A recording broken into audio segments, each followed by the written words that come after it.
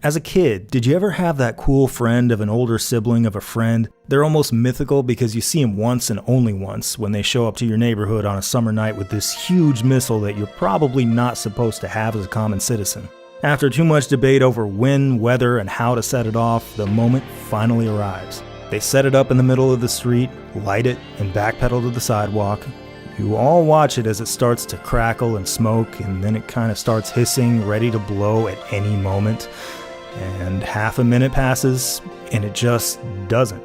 And then everyone starts arguing over who did what wrong, who ripped off who, and you turn to your friend to say, I told you it was bullshit, but in some fragment of time between told and you, it happens.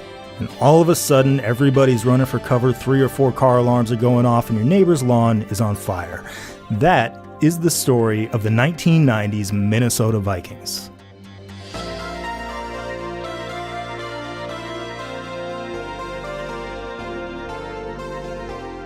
Herschel Walker lives in dreamland. Despite the extensive sample in his recent past of pitiful production, it simply hasn't registered to him. He's going for the Delusion of Grandeur world title, but Viking fans are smarter than that, and they're worried that Walker's level of play won't come close to justifying the treasure chest of draft picks shipped to North Texas. For good reason. To do so, he needs to be a superstar in 1990. Instead, he's something resembling an average starting back at best. On a Monday night in Philly with the entire country watching, he finishes with 3 rushing yards and nearly as many lost fumbles. And only luck prevents perfect balance there when he's somehow ruled down on the most obvious fumble you'll ever see with a clear recovery by Philly's Mike Golick. Strong contender for worst game by a running back in the history of organized football. In the middle of the season, even Mike Lynn, while trying to say it wasn't a bad trade, literally in the next breath defines it in the exact manner Webster would define a bad trade. And that's the man who made the trade, the man tied for the least likely person to ever make such a remark. The person he's tied with? That would be Walker's own agent, Peter Johnson, who does not agree with Lynn. He goes further. An agent says a team trading for his own client was the worst move in NFL history. Again, all in the middle of his first full season since the deal. So given the bounty surrendered to acquire him, he's become a national punching bag. And he drags his squad down with him. In their 22nd season with Jerry Burns either running the offense or running the team, the Vikings lose 10 games for the very first time.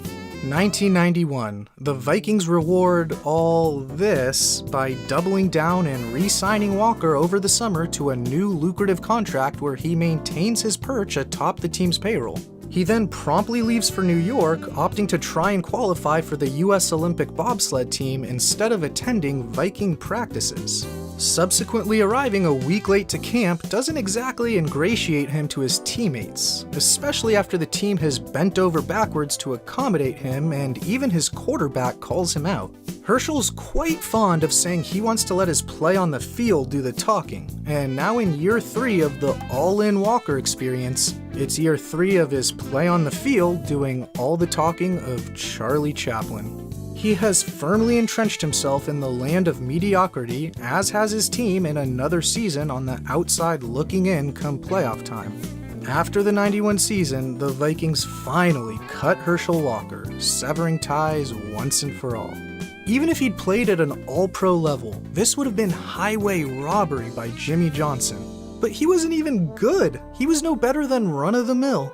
Mike Lynn had insisted upon making the deal that it would be an utter failure if Walker didn't lead the Vikes to a Super Bowl win.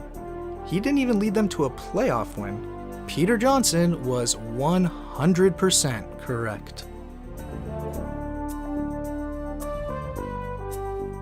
Congratulations to the New York Giants, winners of Super Bowl 25, and Washington, winners of Super Bowl 26. New York has now won 2 and Washington 3. The Cowboys won the Herschel Walker trade of 1989. Let's see by how much. The Fort Worth Star-Telegram clearly decided it was time for a victory lap on behalf of their local team. They traced out the entire fallout of this thing, who every draft pick was used on, which picks were horse traded for further picks, etc. What they found was that the Walker trade ultimately impacted more than half the teams in the NFL in some way. Here we'll punch up every player according to their eventual approximate value, the StatHead metric we visited earlier, to help broadly compare the value of different players in different positions. First, Walker himself, who contributed an AV of 22 during his 2.5 years in Minnesota. Fairly run-of-the-mill, and certainly not what the Vikings were hoping for, but it's not nothing. Now these are the players Dallas got in return, most notably Ike Holt, who worked out great as a corner and special teams hero. These guys combined for an AV of 24, so before we even get to the draft picks the Vikings gave up, this deal was a wash at best. Now the Vikings did end up landing a few picks from this trade, and they did use one of them on wide receiver Jake Reed, who will be fantastic for him throughout the decade. His total AV in Minnesota is 57, nearly triple that of the guy who they were after in the first place. So, who did Dallas acquire with their truckload of draft picks? Pro Bowl defensive tackle Russell Maryland, corner Kevin Smith. Both important contributors to the Dallas teams in the 90s. And then there's Darren Woodson, who, by the end of his incredible 12-year career with the Cowboys, will sit on an approximate value of exactly 100. Throw in Dan Stubbs, who had a great year in Dallas, and well, this really just speaks to Cowboys coach Jimmy Johnson's ability to wheel and deal with the picks he landed, not just what the Vikings gave him. It's not at all as though the Vikings would have necessarily drafted any of these guys with those picks, but after everything's settled, man, did the Cowboys win this trade. I feel like we forgot somebody. Did we forget somebody? Hold on, let me look. No. Oh, no, no!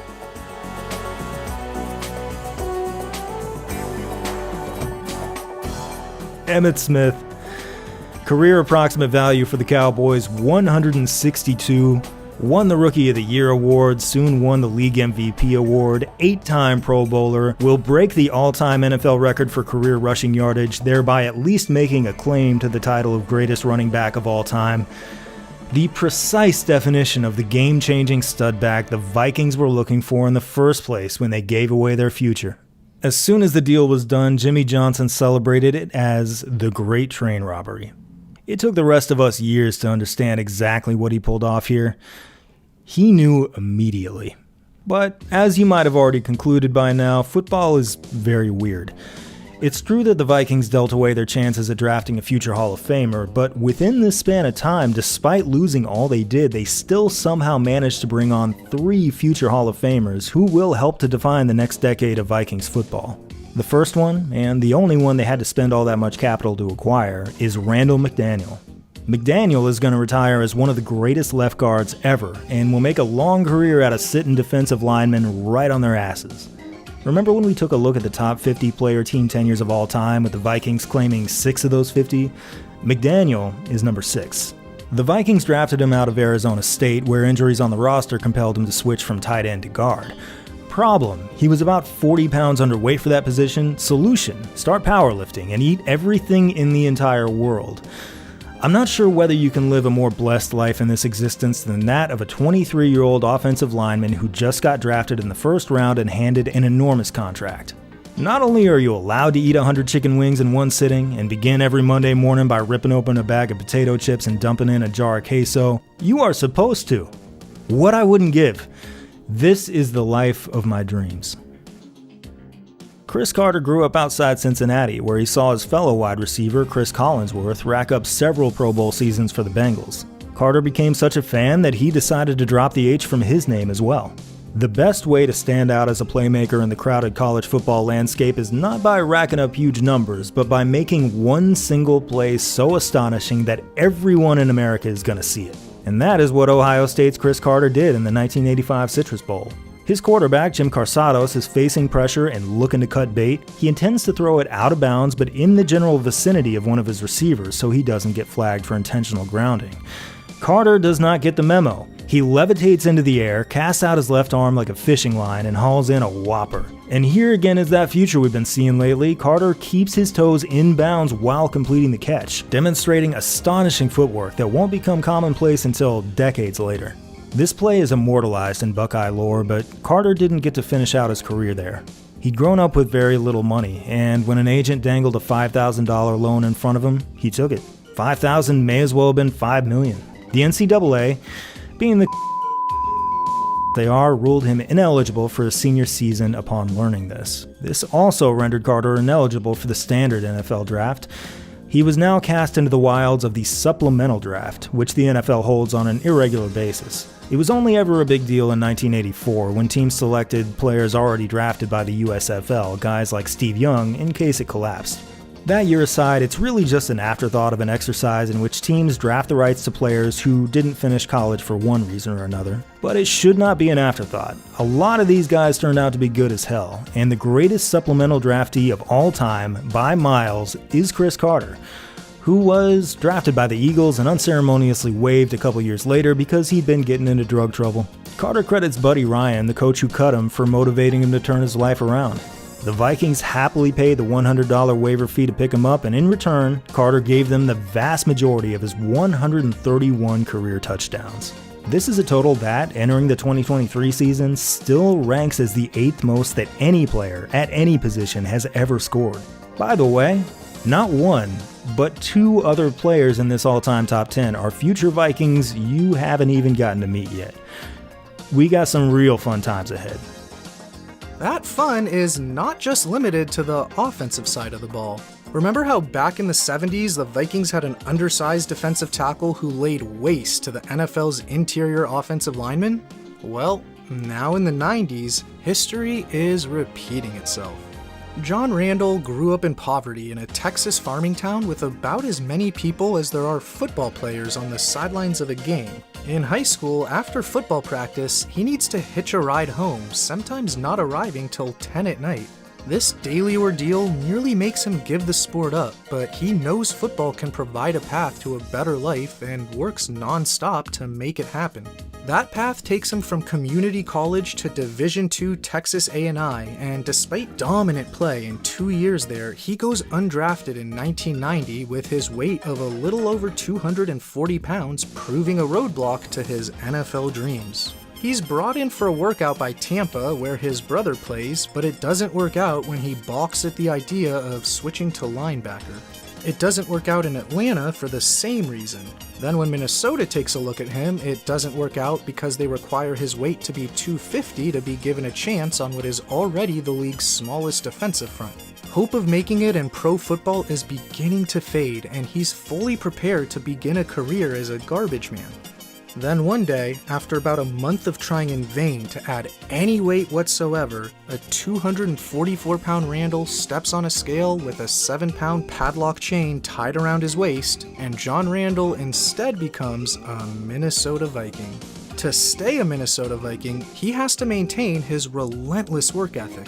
Rosie, his wife, usually bears the brunt of these efforts, the stand-in against whom Randall works on his pass rush arsenal, to the point that she's ashamed to take him out in public. This lack of an off switch isn't just confined to his waking hours, and he nearly drives her to a different bed. Meanwhile, his waist has graduated from padlocks to logs, while pine trees at a local park have graduated into practice dummies. Randall eventually bulks up to 275 and is such a menace even in practice that the Battle of Randalls helps elevate McDaniel's level of play, who will later openly acknowledge his entry into the Hall of Fame was aided by all those years facing John in practice. While 275 is still undersized by NFL defensive tackle standards, it does not matter. For a decade, he serves as the heart and soul of the team, never missing a game, lining up with his trademark Batman face paint as the undisputed heavyweight trash talk champion of the world, week after week after week. And for good reason, he backs it up as a completely unblockable force of nature. Sacks are much harder to come by from the interior, and nearly all of the NFL's top pass rushers almost always operate on the edge. Nevertheless, from the year Randall breaks into the starting lineup in 1991 until his tenure in Minnesota wraps up after 2000, Randall leads the league in sacks by a comfortable margin despite spending most of that time inside as their under tackle. Well, Jerry Burns has decided that 41 years in the coaching ranks is enough and retires after the 1991 season. He'll enjoy nearly 30 years of retirement before passing away in 2021. What sometimes gets lost about the guy amongst all the quirks, foibles, and F-bombs is his work as a true offensive genius and innovator. Vikings fans who were around for those Super Bowl runs like to point out that back in the 70s, he was more or less implementing what would later become famous as the West Coast offense. Just as memorable, though, was the respect he earned from his players throughout the years. Burns may not have been able to immediately recall their names half the time, but he knew and appreciated every other thing about them. To this day, you can ask any of his former players, whether big nuts, or even big nuts, and they'll all tell you the same thing. They all love Burnsy. Replacing Burns is Dennis Green, who at age 43 already has a terrific coaching resume. He won a Super Bowl ring as a receivers coach with the Niners, then left to turn around the Stanford program. Most impressive, though, might have been what he accomplished at Northwestern in the early 80s. This Northwestern program was putrid beyond your wildest dreams. They closed out the 70s with 3 total wins in 4 seasons, and when they lost, they often did so by humiliating margins. The students' favorite chant essentially became, "Yeah, but our grades are good." This march of the nerds continued unimpeded into Green's first season as head coach, during which they lost a home game 61-14 to Michigan State. This was Northwestern's 29th consecutive loss, which broke the all-time record for longest losing streak by a major college football program. As he watched Northwestern fans ironically rip down one of the goalposts in celebration of how crappy their own football team was, Green resolved to turn things around, and he kinda did. In '82, Dennis Green led the Wildcats to a 3-8 record, and they said, "Wait, you won 3 games at Northwestern? Holy shit, you win Big Ten Coach of the Year. Congratulations." Well, the bad news is that in Dennis Green's first 3 seasons, the Vikings are bounced from the first round of the playoffs all 3 times in unspectacular fashion, which extends their playoff game losing streak to 5. The good news, of course, is that Green got him there in the first place. It's extraordinarily rare for a rookie head coach in the NFL to take the reins of a team that's been out of the postseason for years and lead him there 3 times straight. This is going to lend him a great deal of job security in the years ahead. He's going to need it for a few reasons. Anyway, between 92 and 94, Minnesota finishes 11-5, 9-7, and 10-6. And while they do taper off at 8-8 in 95 and miss the playoffs, they see enormous contributions from Chris Carter, as well as John Randall and Randall McDaniel, who are easily my second and third favorite Randalls of all time. I'm sure longtime viewers can guess the other one. In these 4 seasons, this trio is combined for 10 Pro Bowl invites. I suppose we could look at this 2 different ways. We could commend this franchise for once again refusing to backslide when every available indicator suggested they should have. Or we could wonder how much more might have been possible if only they'd held on to all those draft picks instead of shipping them off to Dallas. Hey, speaking of Dallas, let's see how all this turned out for Dallas. Congratulations to the Dallas Cowboys, winners of Super Bowl 27. This is their 3rd Super Bowl win. Congratulations to the Dallas Cowboys, winners of Super Bowl 28. This is their 4th Super Bowl win. Congratulations to the San Francisco 49ers, winners of Super Bowl 29. This is their 5th Super Bowl win. Congratulations to the Dallas Cowboys, winners of Super Bowl 30. This is their 5th Super Bowl win, and along the way, they've knocked off the Raiders to officially become the winningest team of the Super Bowl era to this point. Dallas would not have been able to pull this off without Minnesota's charity. The Vikings finally built a Super Bowl dynasty. They just built someone else's, that's all.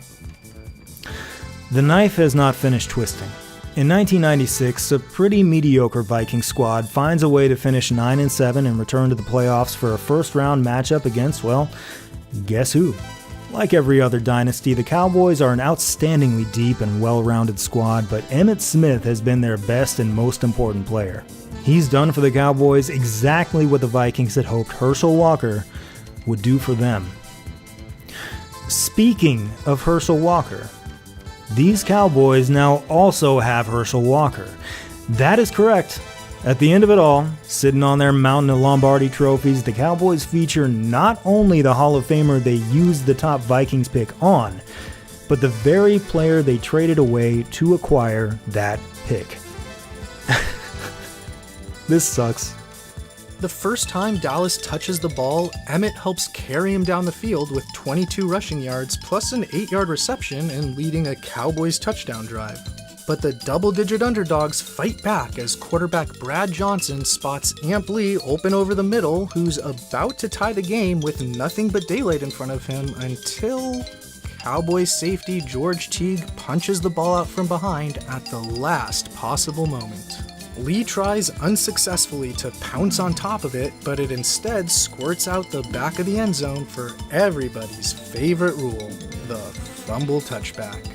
Time for Emmett to go back to work. He touches the ball on 4 of Dallas's first 5 plays of the ensuing drive, picking up 25 yards, then he's fed again on play 6 and pinballs off multiple Vikings and an official for another good game. Time for a well-deserved breather and for Herschel Walker to say hello for the first time today. A bit player this season, Walker hasn't even carried the football in front of the home fans here since week 2. But he does now and slices through the Vikings defense for over 20 yards. That leads to a field goal, and the very first Minnesota snap after that disastrous George Teague forced fumble ends up with another George Teague forced fumble, the second takeaway he's produced in as many plays. When the Cowboys take over, Emmett starts and finishes the drive in one fell swoop, putting his team up 17-0 and himself up over 100 yards from scrimmage after the game's 1/3 over. Another 2 Viking plays go by without any Teague-based turnovers before a 3rd down where Johnson does exactly what quarterbacks are coached their whole lives to do when rolling out of the pocket. Throw the ball as late as possible, off your back foot, across your body, high and over the middle of the field.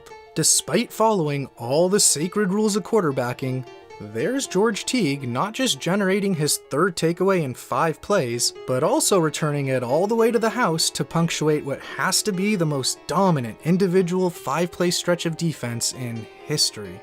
Dallas then decides to just turn this into a comedy. This time they only allow the Vikes the courtesy to run 1 play before Deion Sanders intercepts his college teammate. For those scoring at home, that is the 4th Vikings giveaway in 7 plays, 16 years after a playoff game in which they gave the ball away 7 times in a 15-play stretch.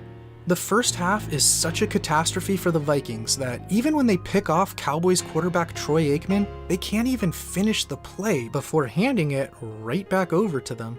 Minnesota, after getting outscored 28-0 in their last half of play to close the regular season, now becomes the first team since the 1970 merger to find themselves shut out and down 30+ by halftime of a playoff game. The second half is nothing but 30 minutes of garbage time, meaning Herschel time. Despite having been mothballed for years, not having carried the ball more than 6 times in a game since 1994, Walker gashes the Vikings for another big play as the clock winds down in a 40-15 laugher. Minnesota's 6th straight postseason loss, tied for the longest streak ever, also helps Dennis Green make dubious personal history in a thoroughly humiliating performance.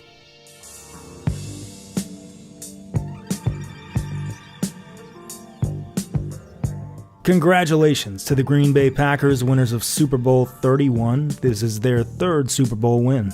Strictly as a head coach, Dennis Green was a strong leader and incredible talent evaluator, and often a good tactician who nonetheless sometimes suffered catastrophic bouts of clock mismanagement. More broadly, he actively utilized his status as the 2nd black head coach in modern NFL history to open the door for many others who would help shape the game's future, including Tony Dungy and Mike Tomlin.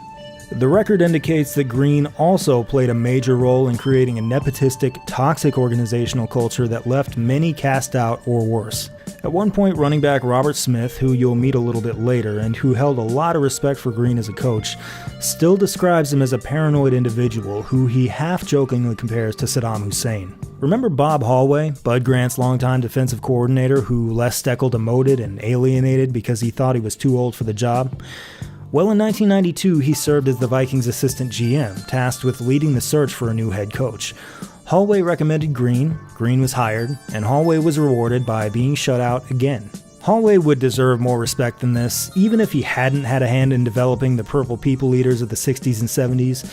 It would have been perfectly fine to simply move on from the guy.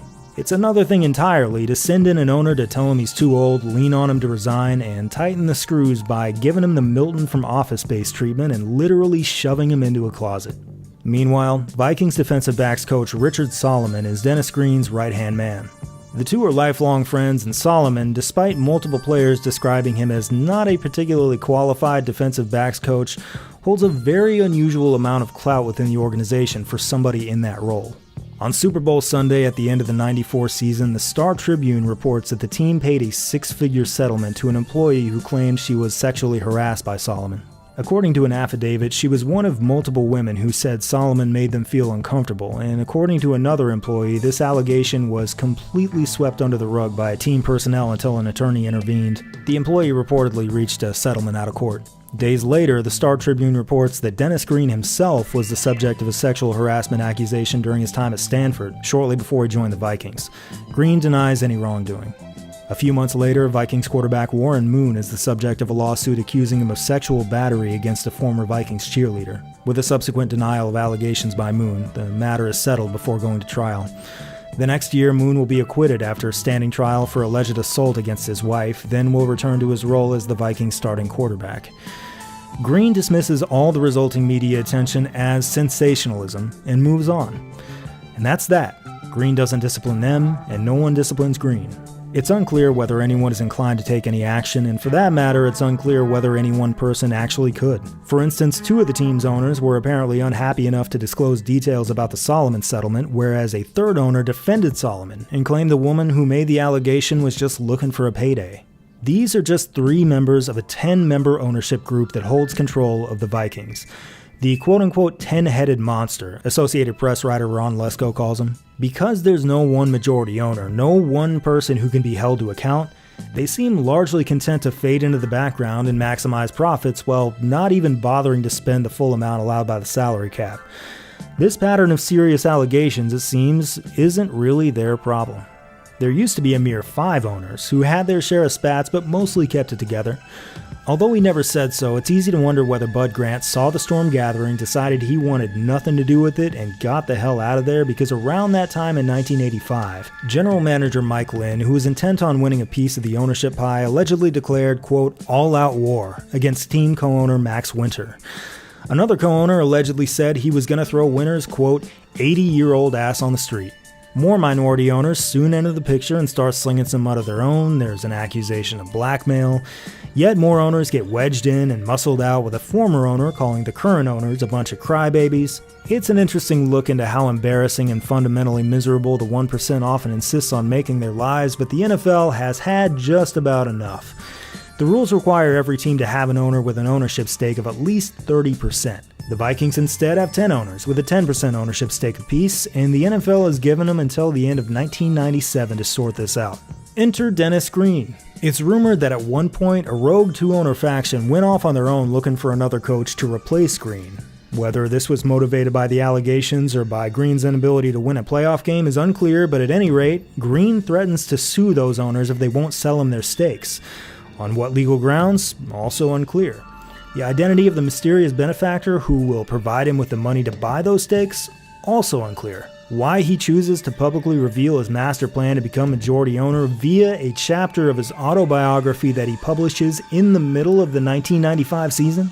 Impossible to say. By the time the book hits stores, he seems to have completely lost interest, dismissing the book he himself literally just wrote and published as a distraction, and about a week later disavowing his plans entirely. There are reasons why Green should lose his job, and there are reasons why you'd think he probably would lose his job, and the fact that he hasn't pretty clearly demonstrates that he's allowed to do whatever he wants, that there is no one person at the wheel of this ship who will say otherwise. We need someone to take hold here, someone who will write this story, a true author who is willing to wear the captain's hat.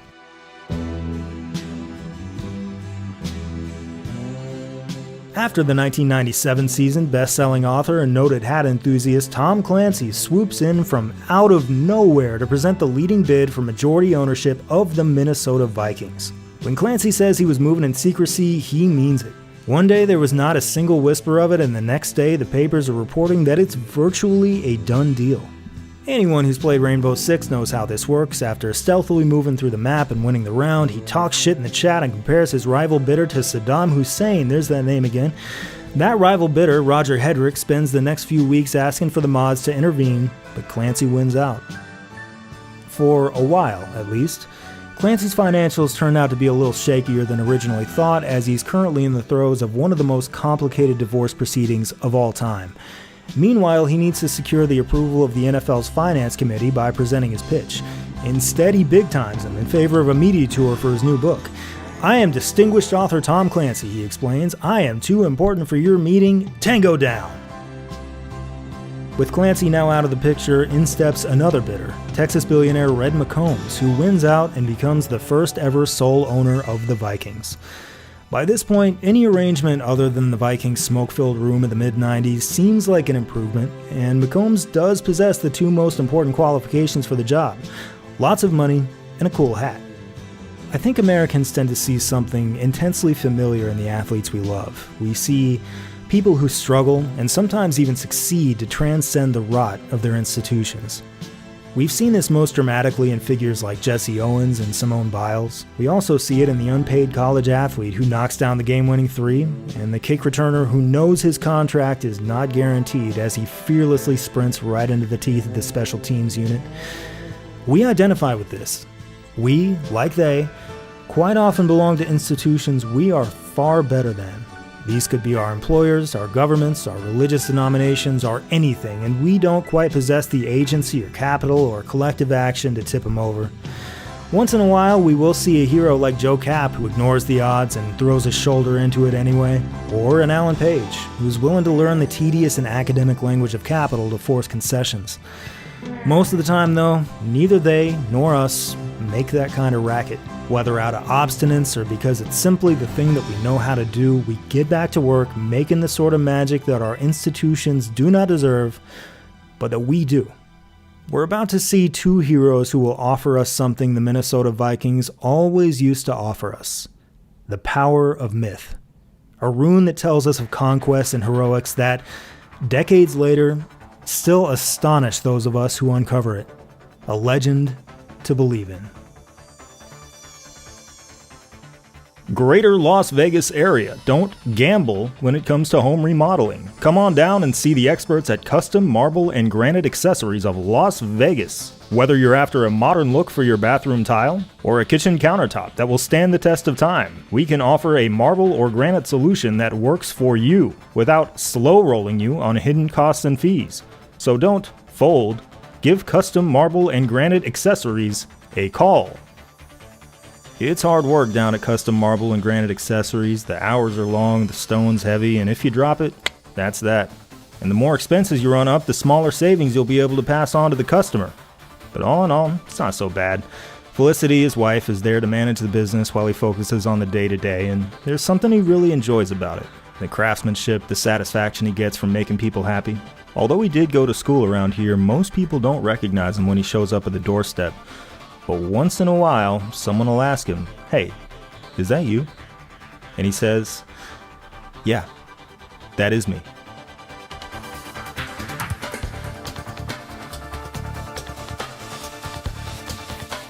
In an earlier time, Randall Cunningham was a superstar. In Philadelphia with the Eagles, he'd picked up Fran Tarkenton's torch as the quintessential dual-threat quarterback, breaking his NFL record for quarterback rushing yardage in '92. Cunningham heavily modified the formula, however. Rather than primarily scrambling east and west to buy time to throw, he more often ran upfield with the direct intent of gaining yardage. It resulted in massive gains. In 1990, Cunningham ran with the ball more than 100 times and averaged 8 yards per carry. Forget just quarterbacks, no player at any position had done anything like that, and only 2006 Michael Vick will do so later. This also meant, though, that he took a whole lot more hits than Tarkenton did.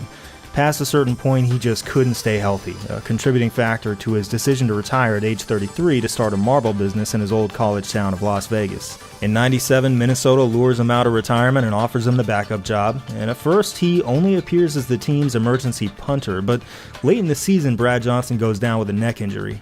Cunningham steps in to start the final 3 games. The old legend looks a little rusty, losing the first 2. And while the third doesn't look so pretty either, he plays well enough to win, lock in the Vikings at 9-7, and lead them back into the playoffs.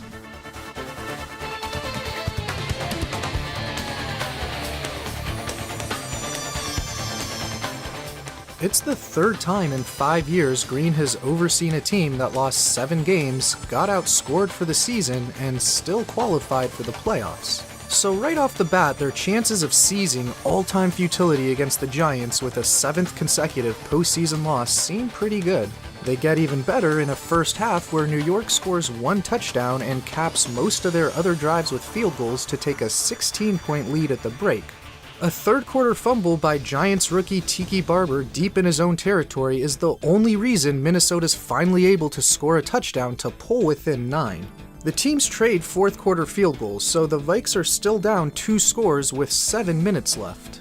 They then take their sweet time, inexplicably chewing up 2.5 minutes to advance 19 yards. On a 3rd and 4 with 4 minutes and change to play, they inexplicably run the ball, get stuffed in the backfield, then inexplicably proceed to let the clock continue ticking away south of 4 minutes before inexplicably punting. It's as though they think they're up 2 scores. It's literally exactly how a team up 2 scores in the waning minutes would and should operate. 3:51 remains, and the Vikings have 2 timeouts at their disposal. They know the Giants will run 3 times, so barring a first down and after calling both timeouts, they should get the ball back with around 3 minutes left. After Rodney Hampton's number is called for the first of the 3 carries, the clock inexplicably continues to bleed down from 3:46. What are you doing, Dennis? What are you saving your timeouts for? Even if you figure you'll use them after 2nd and 3rd down, what if your defense forces a takeaway on one of those plays? Wouldn't an extra 40 seconds come in handy? What is the upside here? Whatever, fine. Use them after 2nd and 3rd if you must. 2nd down, now instead with 3:06 on the clock, is another Hampton carry, and we get a Vikes timeout. With exactly 3 minutes remaining, Tiki Barber strings his 3rd down run toward the boundary, nearly goes out of bounds, but goes down with 2:54 left. Okay, Minnesota will now have just under 3 minutes left with an awfully tall task ahead of them to get the requisite 2 scores. So why is Green giving stilts to that task and trying to ruin his own team's slim chances by inexplicably letting his final timeout burn a hole in his pocket? The Vikings, after setting the Guinness World Record for most times a rapid-fire sequence of football decisions elicited the word inexplicably, instead get the ball back with just 2:06 to play. First down is an emotional roller coaster as Randall Cunningham's deep shot is nearly intercepted, then nearly caught before falling incomplete. On 2nd down, he completes a tight window throw to Carter, who gets down to the Giant 30-yard line, and who needs to call a timeout with 1:52 left when you can simply waste another 14 seconds and a down by spiking the ball with 1:38 left. The next snap, Cunningham looks for 6, and a streaking Jake Reed gets them all. Not without some controversy though, as it does appear a toe or two on Reed's left foot comes down over the end line. The play counts, but to pull a rabbit out of the hat, Minnesota still needs to recover an onside kick, a 1 in 20 shot, plus quickly score again. Eddie Murray's onside attempt heads straight toward the Giants' best receiver, Chris Callaway. But, much like a bad hop for a middle infielder, the ball gets away from him. Teammate Felipe Sparks has a chance, but it rolls the other way. Minnesota's Corey Fuller gets a hand on it, but can't secure it. New York's Percy Ellsworth gets both hands on it, but can't secure it, before eventually the Vikings' Chris Walsh smothers it, and even as it becomes lodged between his legs, holds on for dear life. Minnesota has a pulse, but they're still about 25 yards from field goal range when, on 3rd down, Cunningham looks to Carter running a slant and squeezes another throw in there that takes him to the outskirts of field goal range, and once again, who needs to call timeout with 64 seconds left when you can simply waste 14 seconds and a down by spiking the ball with 50 seconds left? But they're bailed out. A defensive penalty and their ground game move them down to New York's 5, where, with the clock stopped, Green at last uses his final timeout he's been saving for so long to ice his own kicker. Murray's nevertheless able to kick the Vikes to a miraculous victory, ensuring they will not become the first team to ever lose 7 consecutive playoff games. Whew. Well, there is that clock mismanagement I was talking about. This is not exclusively a Dennis Green thing. It still happens now, but it happened a whole lot up through the 90s and aughts. It was the wildest thing. Coaches could master all the most sophisticated things. They just couldn't or wouldn't do basic clock math. It drove fans up a wall, even kids like me. Football history is rife with games that would have ended differently if they'd paid a 15-year-old kid with a strong work ethic and a TI-83 $6 an hour to stand on the sidelines and figure this stuff out for him. I would have done a great job. The Vikings' opponent in the divisional round is the 49ers, who are once again an overwhelming favorite and who once again send him home with a decisive loss. But not before Cunningham shows us the shape of things to come in Minnesota. This season, he's reunited with an old friend, Chris Carter, who years ago was his favorite target in Philly. The two had connected for 17 touchdown passes, and now the far more experienced duo is back at it. Younger Randall had a very powerful arm, but his legs made him famous. That Randall, upon seeing this pocket collapse, probably would have decided to tuck and run. This Randall can see past the pressure, notice the Niners' blown coverage against Carter, and hook up his old buddy with a 66-yard score. We'll pause here for a very quick bit of housekeeping. Congratulations to the Denver Broncos, winners of Super Bowl 32. This is their first Super Bowl win, and it might be the most cathartic Super Bowl win ever. Previously, these Broncos had made it to 4 Super Bowls and gotten their asses kicked in every single one. Anyway, that touchdown strike was one of many demonstrations of an older, wiser, more comfortable Randall Cunningham. This man has been on a journey. At age 24, he thrust himself into just about the most high-pressure scenario one can imagine. Not only was he a young franchise quarterback trying to deliver for a Philadelphia fan base, he was also a black quarterback in an era when that was extremely uncommon. The pressure was cranked up even further by a famously paper-thin offensive line that often sent him running for his life. In fact, poor Randall was one of the most sacked men in all of history. Stack up the 25 most sacked quarterback seasons of all time, and Eagles' Randall Cunningham accounts for 4 of them. He did everything he could for as long as he could just to keep himself on the field. He ran, he threw, he even punted when the Eagles needed him to. He did a lot of winning, but not enough for a Super Bowl, and not nearly enough to make everybody happy. Op-ed columnist number 1 says you need to be more vocal, so he's more vocal. Op-ed columnist number 2 says, hey, shut up. It all got to him. He worried too much about what people were saying, what people were thinking, which quarterback was just around the corner waiting to take his job. It fed into a growing inability to get along well with anybody, really. Unable to retain his starting role in Philly or find one anywhere else, Randall Cunningham retired. He's back in the NFL now after realizing that having a normal job is hard and kinda sucks. In developing a newfound respect for the working person, he realized just how fortunate he was to have played football at all. As a devout Christian who will later become a pastor, he's reconnected with his faith and found a sense of peace he didn't have before. But the final nudge out of retirement was made during a round of golf with Michael Jordan. Mike, no stranger of unretirements himself, pulled out a cigar and said, "Look at this. This is a championship cigar. You don't have one of these, do you, Randall?" And that just about did it.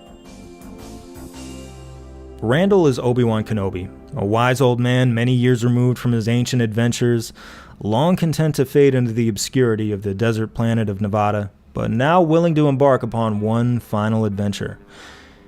It's in the next season, 1998, that he finds his Luke Skywalker.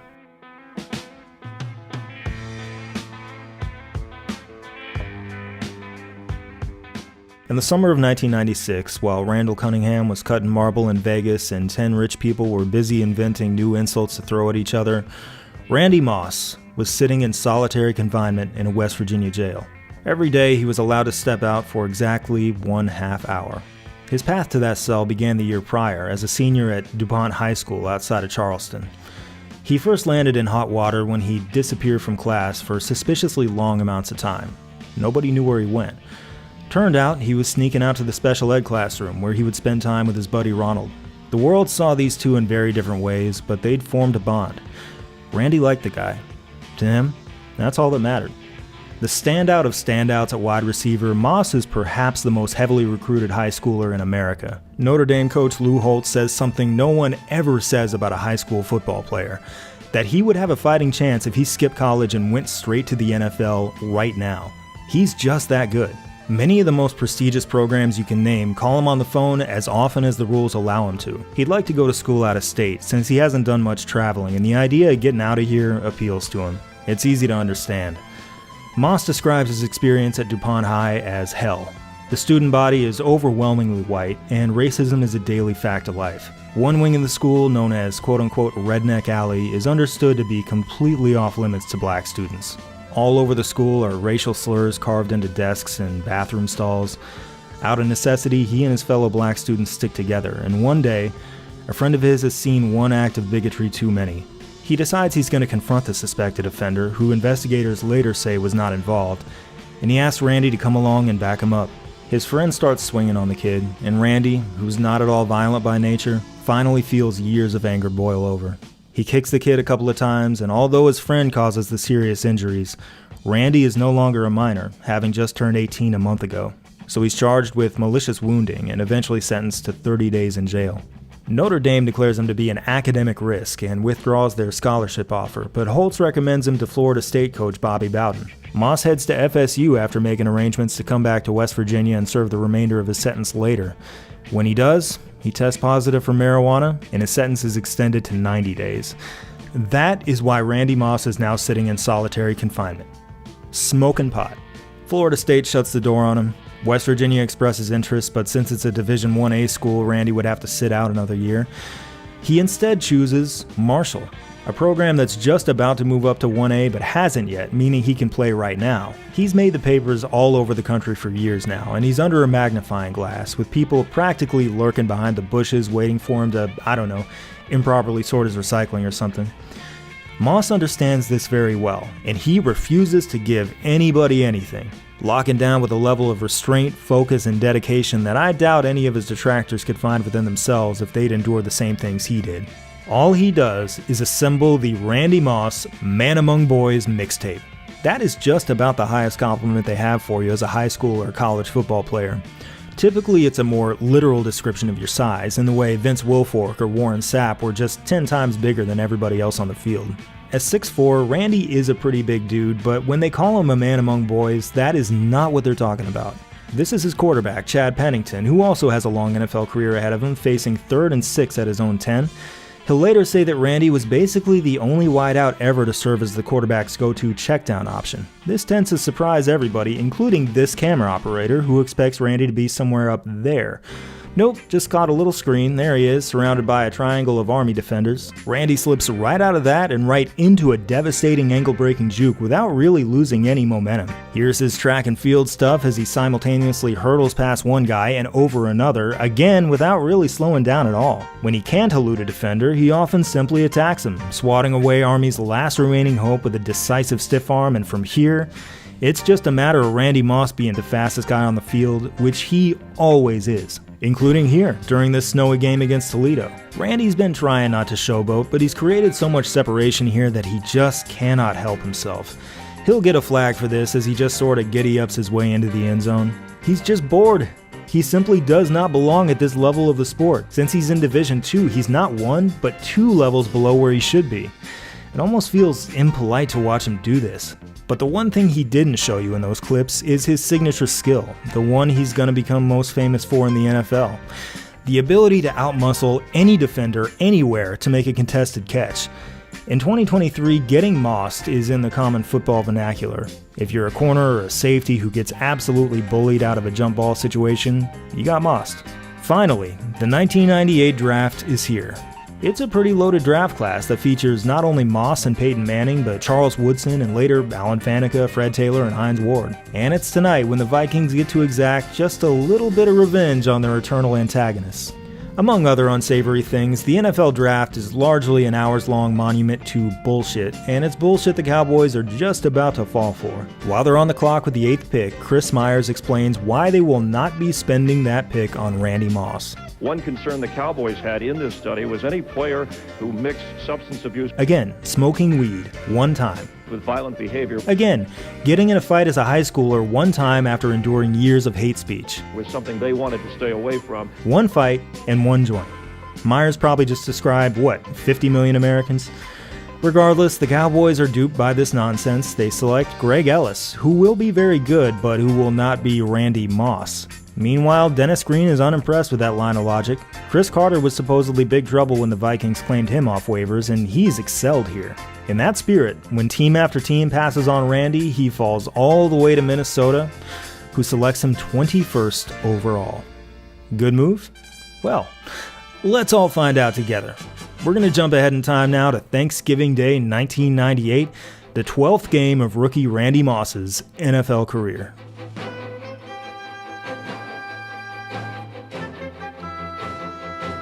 Playing in Texas Stadium against the Cowboys, it's another game rife with emotion against the team that has tormented them for decades. And even though Dallas is 8-3, the Vikings have been utterly dominant all season, entering today with a 10-1 record. Plus, now the game's even got the additional element of Randy Moss facing the team that lied to him, the team that would have picked him but for Jerry Jones overruling everyone in his organization. And if Moss weren't licking his chops enough, the Cowboys enter the Turkey Day showdown depleted in their secondary with 2 of their top 3 cornerbacks sidelined, one of whom perhaps you're familiar with. Randy wastes 0 time showing them what they're missing. On the 4th play of the game, Dallas bites hard on a flea flicker, which leaves no one within a country mile of Moss, who easily gallops in for the 51-yard touchdown. On Minnesota's 2nd possession, Randall Cunningham fits a pass in there to Chris Carter, who takes it the rest of the way for a 54-yard score. Carter's not even supposed to be here anymore, at least not according to his initial plans disclosed after the 94 season when he revealed an intention to retire after the 97 season. But he's still here, still excelling, and now, midway through the first quarter, the Vikes have had the ball twice and have launched passing touchdowns from their own side of the field twice. On the very first play of their 3rd possession, Cunningham notices the Cowboys choosing to leave Kevin Smith in single coverage against Moss. Dallas is just asking to get torched again, so Cunningham obliges, audibling the play to have Moss go deep, and even with Smith interfering around the 25-yard line, Moss hauls in his 2nd and the team's 3rd 50-plus yard touchdown through the air in as many total possessions, barely 12 minutes into the game. Those would be all of Minnesota's 50-yard fireworks for the first half, but they restock in the locker room. On their first drive of the second half, they encounter a 3rd and forever. Might as well send Moss deep. He's covered, but who cares? Might as well throw the ball to the sky anyway, because he'll either still come down with it, or, as he does here, draw a massive pass interference penalty that moves the ball 50 yards downfield to set up another Vikings touchdown. To close the 3rd quarter, Moss decides to switch it up. It's as though he's bored of catching 50-yard touchdown bombs, so instead he dabbles in catching a quick, short pass, shrugs off a tackler like he's not even there, zooms down the sideline, and fakes a cut inside that prompts just enough hesitation from approaching Cowboys to leave him in the dust to score his 3rd 50-yard touchdown catch of the game. Doesn't matter what form they take. He just can't help himself. In the NFL's final season before Randy Moss entered, no player caught 3 such touchdowns all year. Hell, nearly every team failed to produce 3 such touchdowns, with nearly a quarter of the league, including these Vikings, goose-egged. Then all of a sudden, a 21-year-old rookie comes along and drops that triumvirate by himself in one damn game. It's too stupid even for a Disney movie. In the 4th quarter, their ground game gets in on the 50-yard touchdown fun, with Leroy Horde getting the honors. The offense then mercifully folds up its tent on this one after that 5th 50-yard TD. In front of the entire nation, their statement has been made.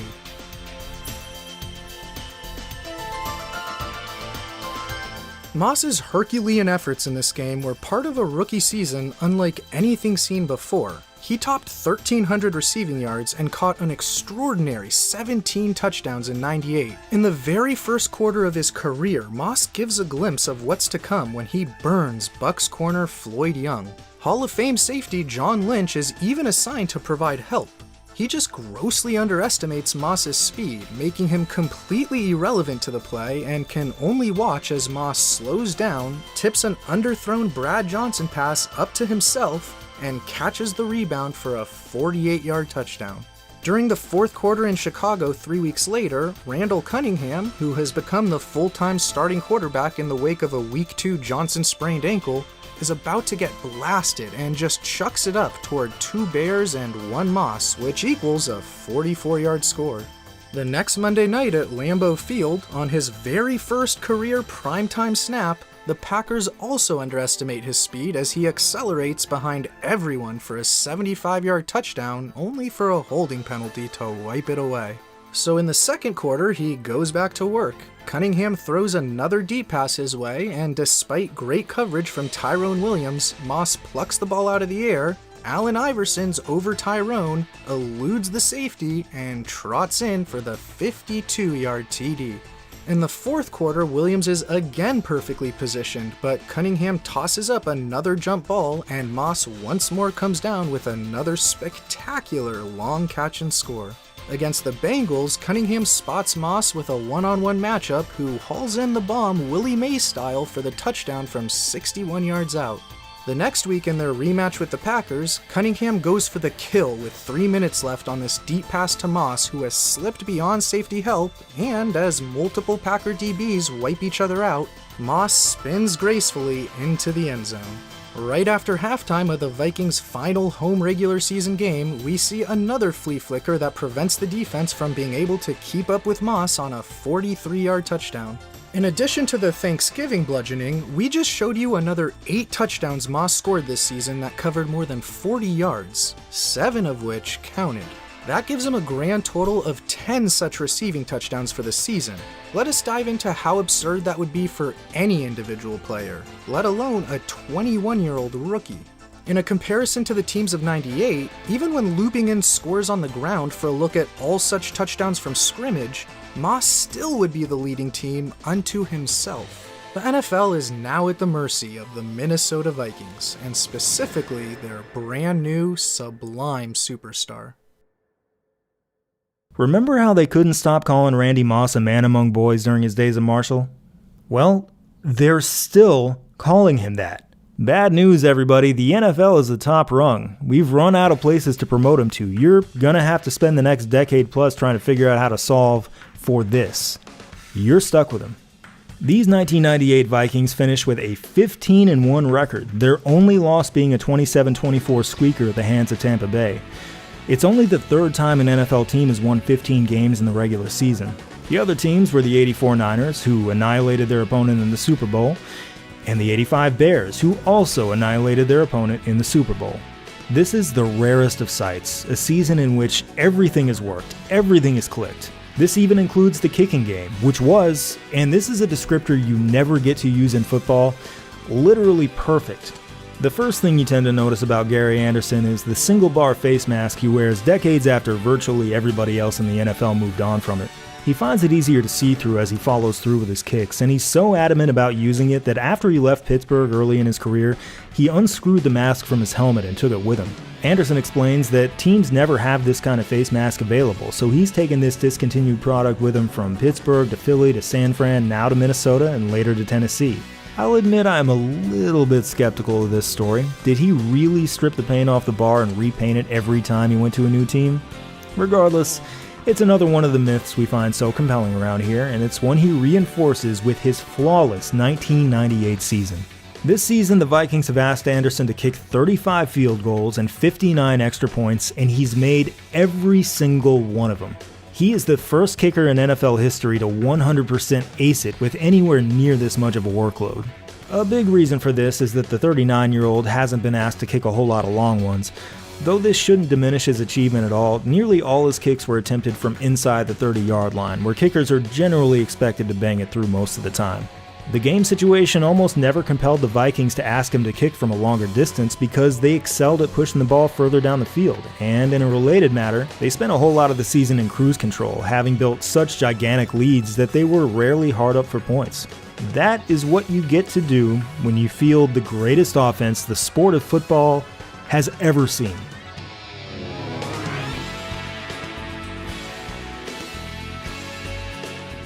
As the quarterback feeding Moss's historic campaign, you can imagine Randall Cunningham made quite a bit of history himself in 1998. By the end of the regular season, aside from 1984 Dan Marino, Cunningham's body of work arguably exceeds any other prior season by any other quarterback in history. And from the quarterback perspective of those lengthy aerial touchdowns, Cunningham's total of 13 puts him in a league of his own even to this day. Chris Carter will go on to post his 6th consecutive 1,000-yard season as the Vikings' passing attack is unstoppable all year. They have such an embarrassment of riches out wide that Jake Reed, one of the league's top receivers since becoming a starter in '94, has been relegated to number 3 wideout in Minnesota.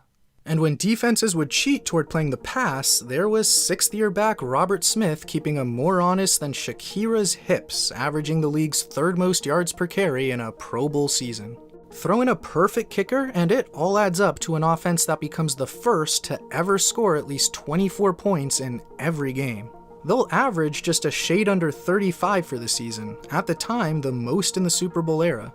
Combine that offense with a defense that was one of just 6 in the league to allow fewer than 300 points, and this team was a point differential juggernaut. 1998 remains the only season to produce 3 14-game winners, and the Vikings still stand head and shoulders atop the class with a mark of plus 260.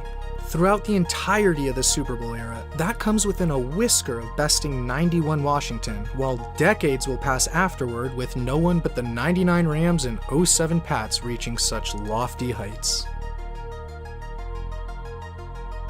Offensive coordinator Brian Billick receives a lot of credit for all these fireworks, and deservedly so. He's got an excellent head coaching career ahead of him, and here in '98 he's worked closely with R&D director Mike Ayers, a largely unsung hero here, to squint through every available piece of tape and build a database full of their opponent's play calling behavior. From there, they isolate a team's preferred ace in the hole, the play they always seem to like to call in a particular situation. It's paid off big this season, and although every team does this in 2023, these Vikings were among the first. Another unsung hero is quarterbacks coach Chip Myers. There's something unmistakably Bud Grant about him. In the only photo we have on file from him during this season, he's out fishing. He regularly heads out to Lake Minnetonka on Fridays and Saturdays, a ritual that stands out in a profession of workaholics. Like Bud, he has a calm, unshakable demeanor that never seems to change. Formerly the Vikings wide receivers coach, as well as a retired NFL wideout himself, Myers has a unique understanding of the history-making receiving core Randall Cunningham has at his disposal, but perhaps more importantly, he gets Randall himself. These numbers reflect the overall strength of this roster, but they also speak to their quarterback's love of the sport. Cunningham had lost that love, and that's a very difficult thing to get back. He says it's Chip Myers who helped him find it, and who made this season possible. Winning teams are full of people like this. People who are rarely seen on broadcasts or read about in the paper, but who nonetheless make it all happen in ways those of us on the outside will never see.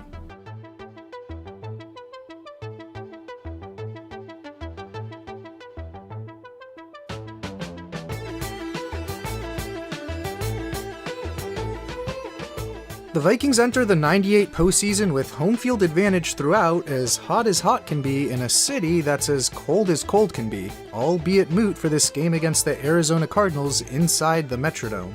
They face little resistance in marching down the field for an opening drive touchdown, and after their defense forces a 3-and-out, they reach the Cards' 7-yard line, on the verge of going up 2 scores.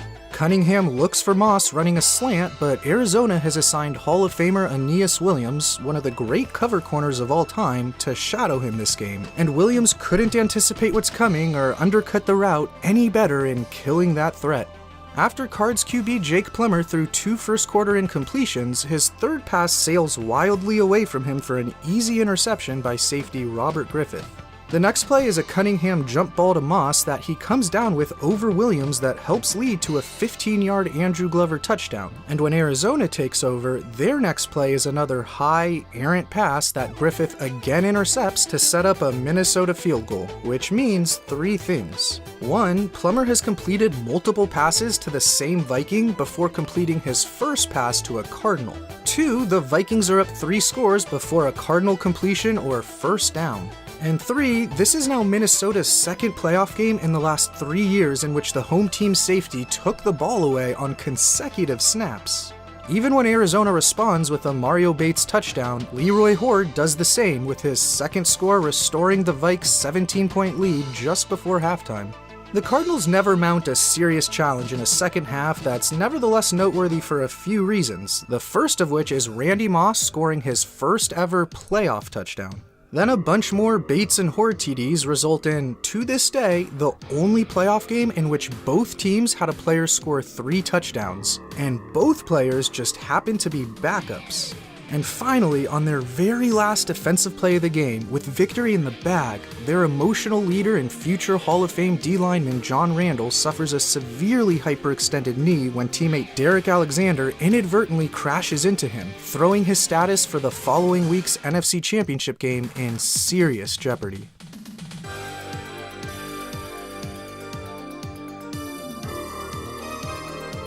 It's already easy to forget that for quite some time the Vikings began every single season with the expectation of reaching the Super Bowl. They'd almost lived there, having punched their ticket 4 times in 8 years. Over the ensuing 2 decades and change, they'd only even made it to the doorstep of the Super Bowl once. The drought has extended to an unthinkable 22 years, but they've never had a better chance of ending it than they do right now. These 1998 Vikings are among the all-time greatest NFL teams. The rest of the league has found itself completely unable to counter or even mitigate their relentless offensive onslaught. Seemingly completely out of ideas, the NFC tosses one final, unusual obstacle in their way: the Atlanta Falcons, whose accomplishments over their 33-year history have amounted to almost nothing. After their 20-point win over the Cardinals in the divisional round, the Vikings have outscored their opposition by 209 points across their 9 regular and postseason home games. Entering Conference Championship Sunday, that number sets the gold standard, tied by the next year's Rams, but still unsurpassed for decades to come. And to throw some cold water on the 99 Rams, they're the only team in the entire Super Bowl era to have only played 1 regular season game against a team that finished with a winning record, and that came on the road too. This is unequivocally the all-time ultimate home team. All year long, Viking fans have packed their stadium to watch their team spank the opposition.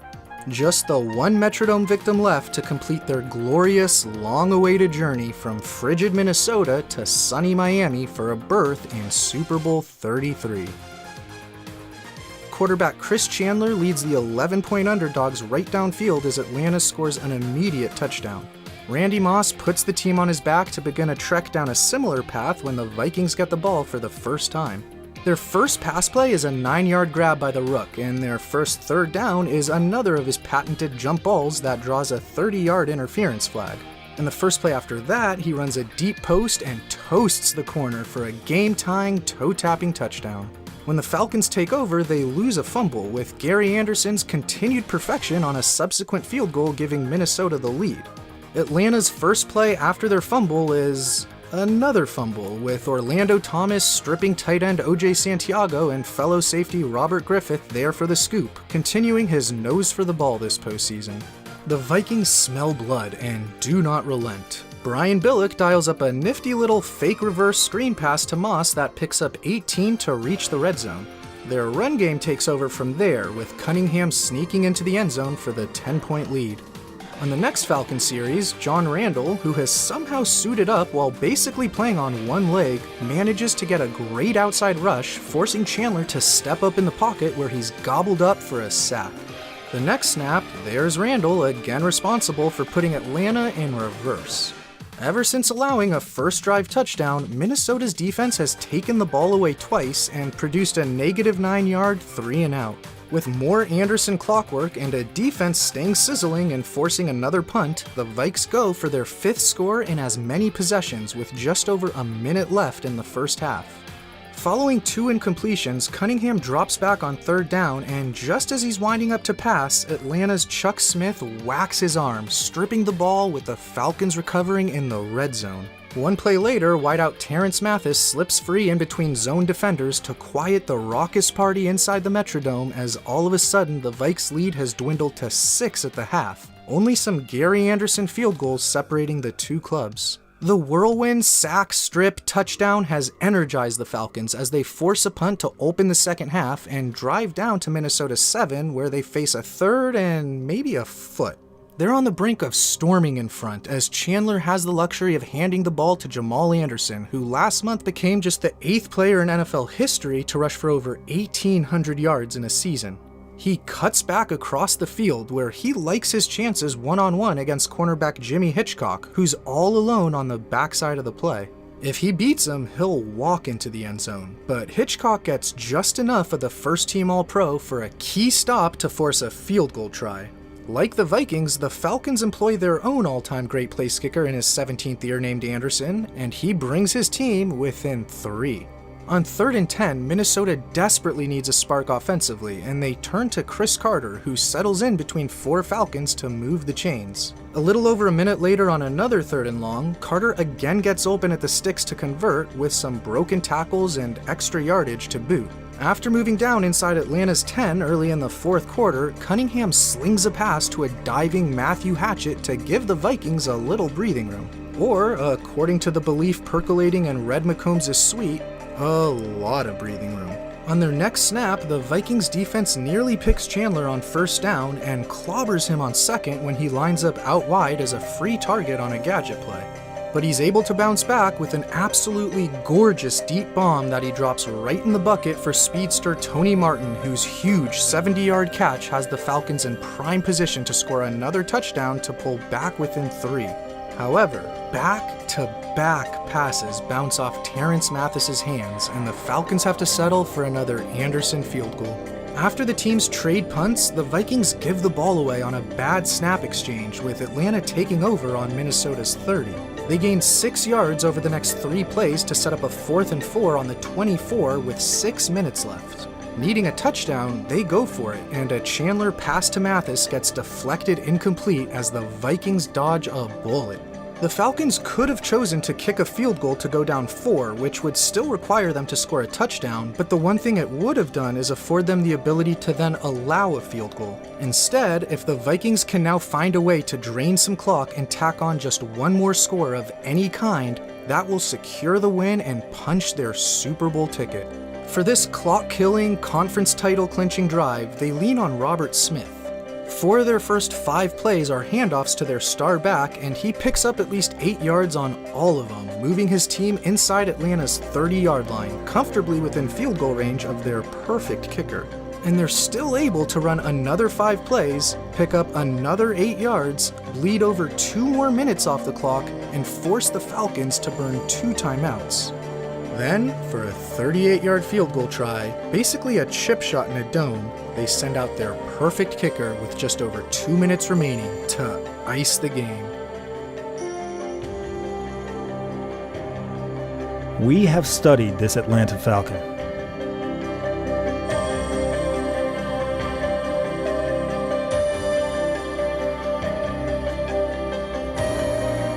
Every last feather, every loss that populates it, every occasional win that accents its jagged, hideous form.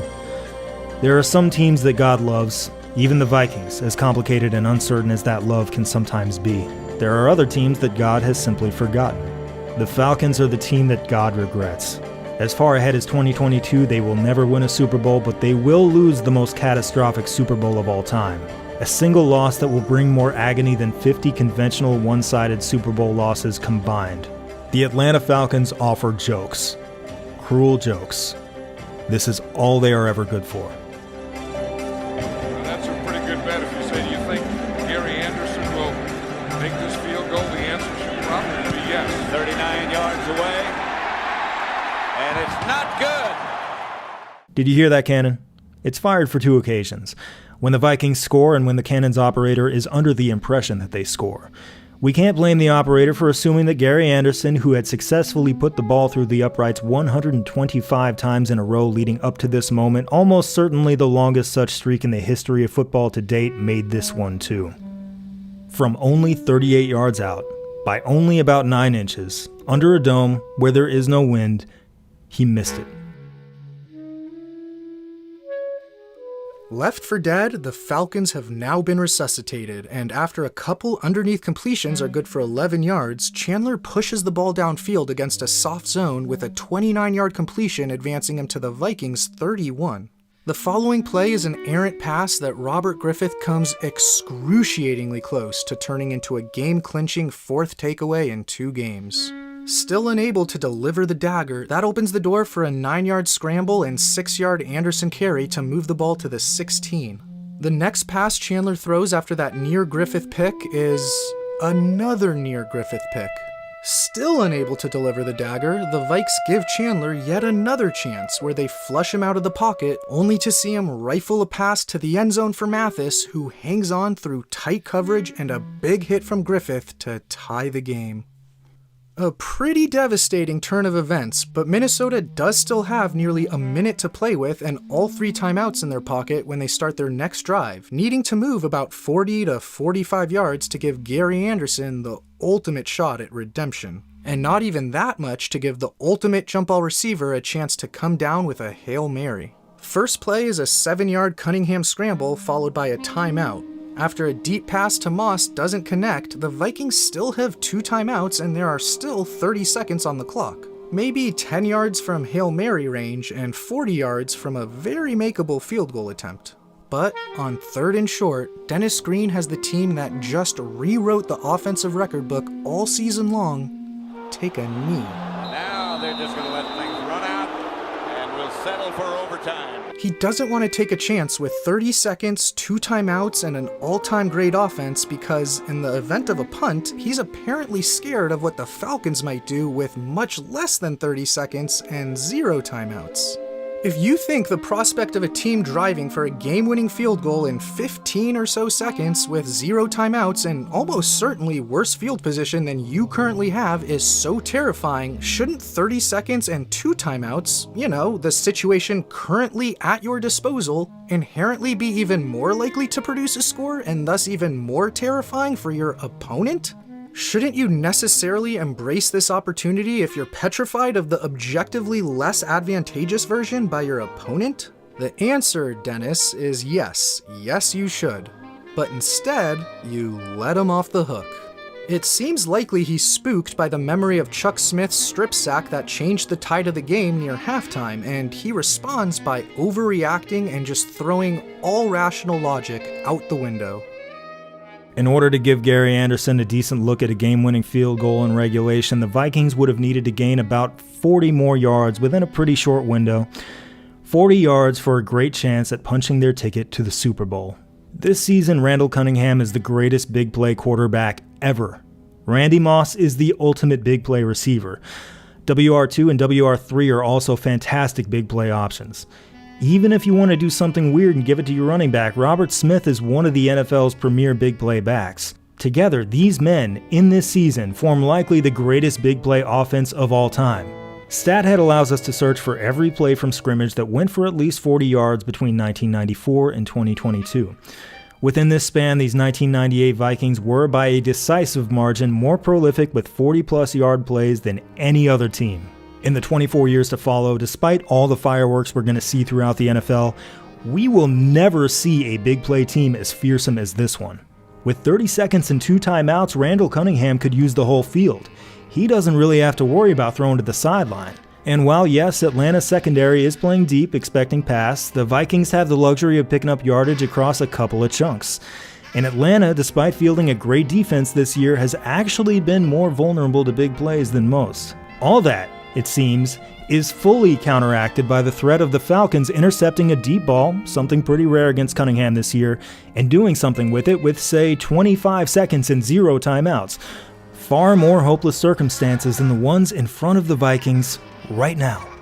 When then offensive coordinator Jerry Burns called Squadron Right to orchestrate the miracle at the Met in 1980, he was rolling the dice, and he knew it. He was looking for, quote, some damn thing. Whether that thing was a great catch, blown coverage, pass interference, something. He gambled because it would have been crazy not to. In these circumstances, a gamble seems both more safe and just as necessary. In 1998, overtime ends in sudden death with the first score, and a coin flip decides who gets possession. This could very well be the last time Randall Cunningham's history-making offense gets to touch the ball in this game, and Green is telling him to keep the Ferrari in the garage. It's true that statistics can only tell you so much, that there are mountains of football wisdom on that Vikings sideline and decades of experience and good old-fashioned instinct that eludes people like us. So typically, I'd feel compelled to defer to Green to some extent here when he says that his offense just wasn't clicking in that moment and that pushing the envelope here could have resulted in disaster. Unfortunately, I can't really do that, and the reason I can't really do that is that after the game, Dennis Green will reveal that he thought he didn't have any timeouts left. He, in fact, had 2 timeouts. He did not know how many timeouts he had. To overtime we go.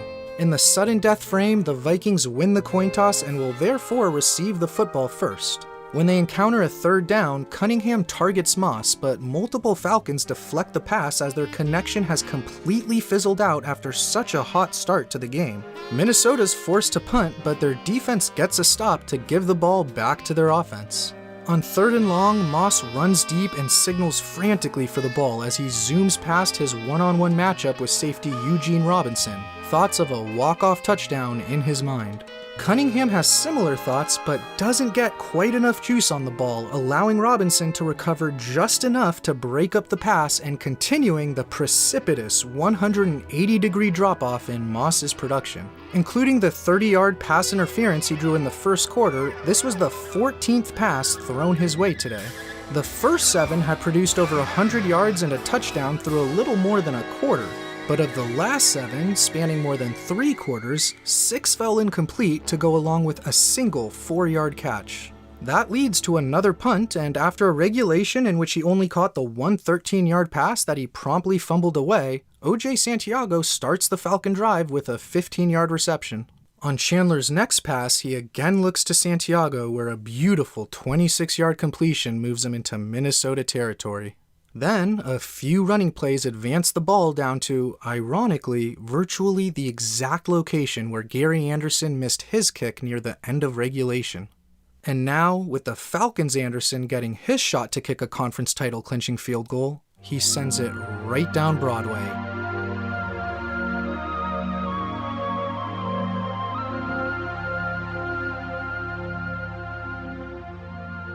Congratulations to the Denver Broncos, winners of Super Bowl 33. This is their 2nd Super Bowl win. In the memories of Vikings fans, this decade effectively ends in 1998. While Randy Moss will be hauling in many more stupefying catches in a purple jersey, Randall Cunningham won't be the one throwing them. Brian Billick leaves after this season to take the top job in Baltimore, where he'll very quickly win a Super Bowl, and the Vikings promote Chip Myers to succeed him as offensive coordinator. Weeks later, Myers suffers a heart attack and tragically passes away at age 53. His death shocks everyone in the organization, with fellow coaches and players describing him as not only a brilliant coach, but a person everyone in the building truly loved. Cunningham, who credited Myers for helping him rediscover his love of football, is devastated. The next season, as Cunningham toughs it out through a hip injury, his numbers return to earth. They're not too bad, but they're nowhere near where he was during his superhuman 1998, and they're not good enough for him to keep his starting job. Randall hits the bench, rides it for the rest of the season, and spends the rest of his career as a backup in Dallas and Baltimore, closing out an astonishing journey from game-breaking mobile quarterback to malcontent to bathroom renovator to backup quarterback to pocket-passing deep ball leviathan, and now, as though that last chapter had never happened at all, to backup quarterback again. He's ready for that now. At last, where he is where he belongs. Here and now, the reins are handed to the recently acquired Jeff George, a once-and-future malcontent who's been on a similar journey. George plays the best quarterback of his life, sparking a turnaround that lands the Vikings back in the playoffs. There they meet the Cowboys on the tail end of their dynasty. In the final playoff game of Emmitt Smith's career, the Vikings worked themselves into a hole early, but they rallied to send Dallas home decisively 27-10.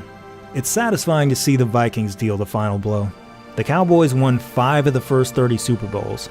Ever since, the Cowboys haven't won a Super Bowl, they haven't been to a Super Bowl, and they haven't even really come all that close.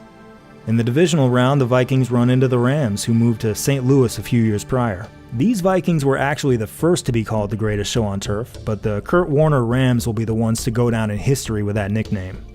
Their offense is such a mirror image of Cunningham's in '98.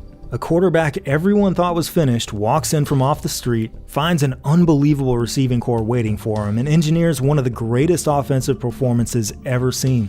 They sprint to a 49-17 win before Minnesota tacks on some garbage time points to make it look good. The Vikings simply have no answers for this, but to be fair, neither does anybody else. Congratulations to the St. Louis Rams, winners of Super Bowl 34. This is their first. And without them, the Vikings are suddenly starting to look very out of place. After removing all the franchises who have won at least one Super Bowl, we see that there are still many that haven't, but most are well below 500, having lost 30, 50, even 100 more games than they've won in the Super Bowl era. With the Rams gone, the Vikings' closest neighbors are now the Browns, who spent several years in stasis before their 1999 refounding, and who are about to spend the next 20 years or so completely falling off a cliff. And three very new franchises, the Jaguars, Panthers, and Ravens. The Vikings are so clearly a team that should have won one by now, and 1998 was so clearly their moment. But so, of course, was 1989.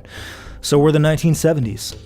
After their loss to the Falcons in '98, Carl Eller found a dejected Randy Moss in the locker room and put his hand on his shoulder.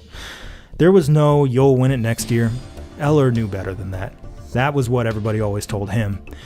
Instead, the future Hall of Famer simply told the other future Hall of Famer, "You had a great year." It's no consolation for Vikings fans, I'm sure, but they deserve to know how happy their team made the rest of us in 1998.